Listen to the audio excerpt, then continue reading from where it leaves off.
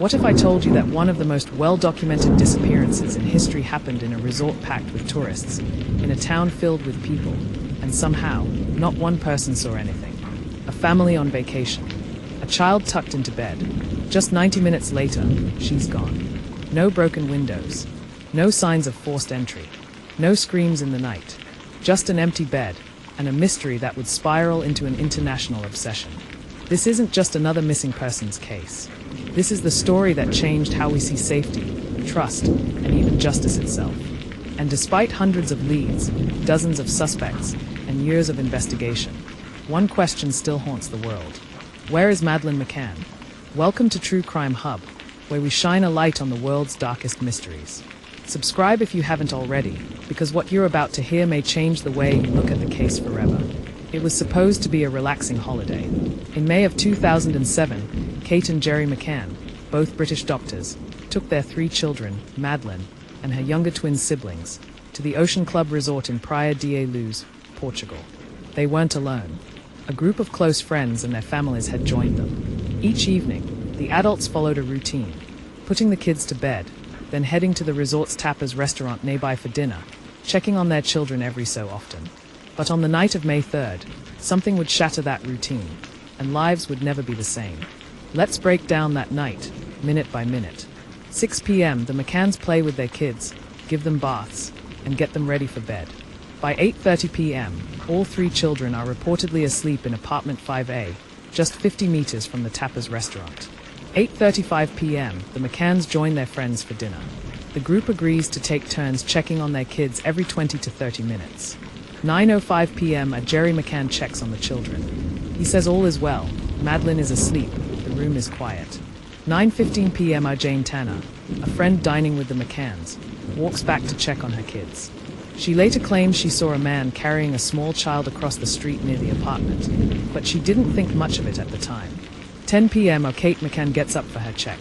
She walks into the apartment, and Madeleine is gone. The window is open. The shutters are raised. Panic sets in. The police are called. Resort staff and fellow guests join in a frantic search. But crucial hours are already lost. The crime scene isn't secured properly. Evidence is trampled. Strangers enter and leave the apartment freely. By morning, the entire resort knows what's happened. Flyers are made. Local searches begin. But there's no trace of Madeleine. And what was initially a local missing person case quickly balloons into something far bigger. The world was watching. Over the years, dozens of suspects emerged. Let's look at the major ones. 1. The McCanns themselves. In a controversial turn, Portuguese police declared Kate and Jerry McCann Arguidos, official suspects, in September 2007. They believed inconsistencies in their stories and alleged that Madeleine may have died in the apartment. Sniffer dogs detected the scent of blood and human remains near Kate's clothes and the car they rented weeks later. But there was no physical evidence to back up those findings. Public opinion split. Some believed the McCanns were hiding something. Others believed they were victims of a botched investigation. In 2008, the McCanns were officially cleared due to lack of evidence. 2. The Tanner sighting. Jane Tanner's sighting of a man carrying a child became central to the case. But in 2013, Scotland Yard revealed that the man was a tourist collecting his own child from a creche. Another lead, gone. 3. Christian Brückner. In 2020, a new suspect emerged, Christian Brückner, a German national with a history of sexual offenses against children.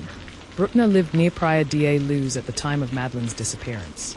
He had been convicted of crimes ranging from burglary to child molestation. He even allegedly bragged about knowing what happened to Madeleine. German authorities named him the prime suspect.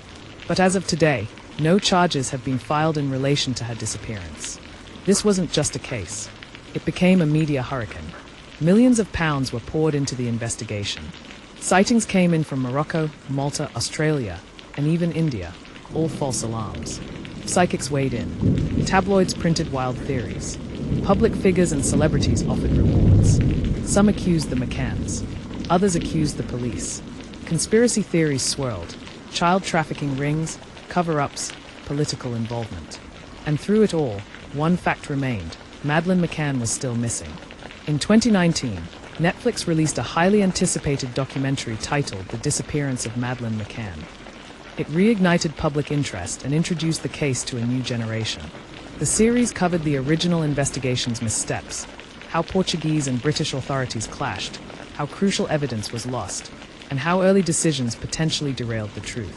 One haunting takeaway, a former British investigator stated, if she had been abducted by someone local or opportunistic, she could have been out of the country within hours. The documentary also painted a broader picture, how vulnerable tourist destinations are for trafficking, and how even small procedural errors can have devastating consequences.